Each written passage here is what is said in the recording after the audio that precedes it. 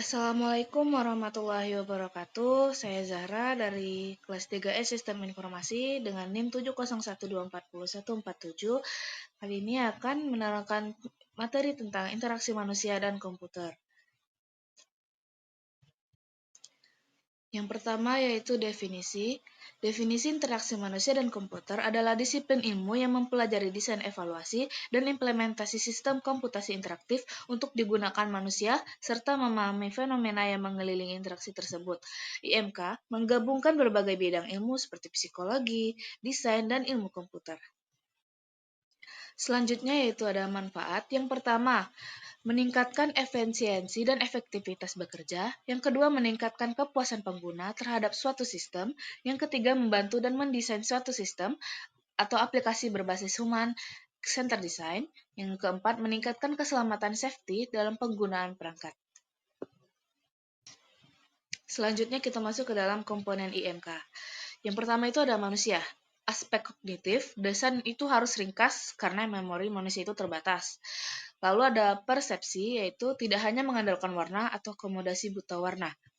Dan motorik manusia, tombolnya harus besar. Lalu yang kedua yang adalah komputer, hardware dan software yang digunakan untuk berinteraksi jika ada latensi keterlambatan, sistem harus menunjukkan progress bar agar pengguna tidak frustasi. Lalu yang ketiga adalah interaksi, itu proses komunikasi dua arah antara manusia dan komputer melalui antarmuka. Lalu masuk ke dalam garis waktu pengembangan IMK. Pada tahun 1970-an, fokus pada hardware dan ergonomi, yaitu Computer Interaction HCI. Lalu pada tahun 1980-an, pengembangan GUI atau Graphical User Interface. Lalu pada 1990-an, era World Wide Web, antarmuka berbasis web. Lalu masuk pada tahun 2000-an sampai sekarang, itu teknologi mobile, wearable, device, dan voice interaction. Di sini ada sedikit studi kasus aplikasi penerapan peran, seperti sebuah aplikasi manajemen data, misalnya data mahasiswa, digunakan sebagai contoh. Yang pertama itu ada peran admin, yaitu peran admin ini memiliki fitur lengkap, seperti create, read, update, dan delete.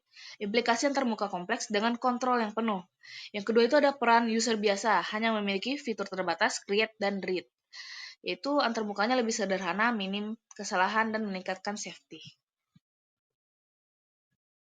Baiklah, melanjutkan dari studi kasus yang telah saya sebutkan tadi, saya akan mencoba login dengan username admin.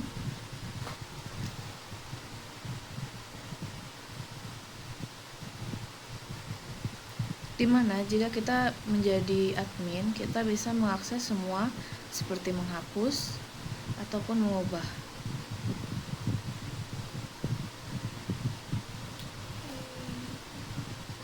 Admin memiliki akses penuh terhadap semua data, seperti membuat, menghapus, dan mengubah. Lalu kita akan coba login sebagai anggota atau user lain. Nah, di sini bisa terlihat bahwa akses untuk anggota atau user hanya sedikit, tidak sebanyak admin yang tadi, yang hanya memiliki akses untuk melihat data-data, di mana di sini keamanan sangat terjamin, di mana seorang anggota tidak bisa mengubah ataupun menghapus data, dan hanya bisa melihat data-data saja. Lalu di sini akan membahas sedikit tentang dasar dan konsep desain antarmuka, yaitu dasar dari desain antarmuka ini terletak pada pemahaman terhadap hubungan antara manusia dan komputer, yaitu HCI mempelajari cara penggunaan berpikir, bertindak, serta berinteraksi dengan perangkat digital. Dalam konteks ini, antarmuka tidak hanya mencakup aspek visual seperti tata letak atau warna, tetapi juga mencakup alur interaksi, respon sistem, serta kejelasan fungsi yang ditampilkan. Desain antarmuka harus mempertimbangkan berbagai aspek seperti konteks penggunaan tujuan sistem, serta karakteristik pengguna. Prinsip dasar dalam desain antarmuka adalah menciptakan keselarasan antara keindahan dan kegunaan atau fungsionalitas. Yang pertama Oh itu ya? adalah fondasi terhadap Human Computer Interaction (HCI). Yang kedua itu ada cakupan meliputi visual alur interaksi respon sistem dan kejelasan fungsi. Selanjutnya itu adalah keseimbangan, itu menciptakan keselarasan antara keindahan dan kegunaan. Lalu kita lanjut ke dalam interface design. Nah, interface design ini adalah proses merancang bentuk interaksi antara pengguna dan sistem agar komunikasi berjalan lancar. Proses ini melibatkan penerjemah kebutuhan pengguna ke dalam bentuk visual dan interaktif, dengan tujuan menciptakan antarmuka yang kemungkinan pengguna melakukan tugas dengan cepat dan tepat. Desainer perlu memperhatikan elemen utama dan menyusunnya dengan prinsip keseimbangan dan keselarasan. Yang pertama itu ada fokus merancang bentuk interaksi agar komunikasi pengguna sistem berjalan lancar. Tujuan akhirnya memungkinkan pengguna menyelesaikan tugas dengan cepat, tepat, dan tanpa kebingungan. Lalu adalah elemen utamanya, tata letak layout, icon, tombol, warna, tipografi, dan navigasinya.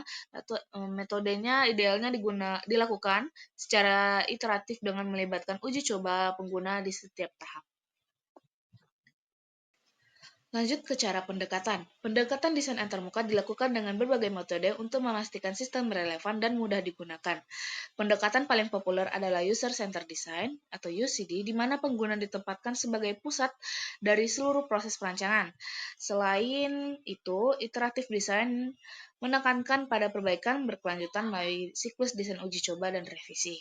Yang pertama itu ada User Centered Design atau UCD, itu pengguna adalah pusat dari seluruh proses perancangan. Terus yang kedua, setiap tahap melibatkan pengguna secara aktif. Yang kedua itu adalah iteratif design, yaitu proses perbaikan berkelanjutan. Desain, uji coba, lalu revisi. Itu menghasilkan antarmuka yang semakin matang dan sesuai kebutuhan aktual. Lalu yang ketiga adalah goal directed design, yaitu berfokus pada tujuan akhir pengguna dalam penggunaan sistem. Itu merancang antarmuka yang paling efisien bagi pengguna untuk mencapai tujuan mereka. Kesimpulan dari materi ini adalah IMK ini membantu menciptakan interaksi yang efisien, efektif, dan memuaskan antara manusia dan teknologi. Perkembangan teknologi menuntut perancangan sistem untuk memahami kebutuhan pengguna. Studi IMK akan terus berkembang seiring perubahan teknologi dan perilaku penggunaan. Cukup sekian materi dari saya. Wassalamualaikum warahmatullahi wabarakatuh.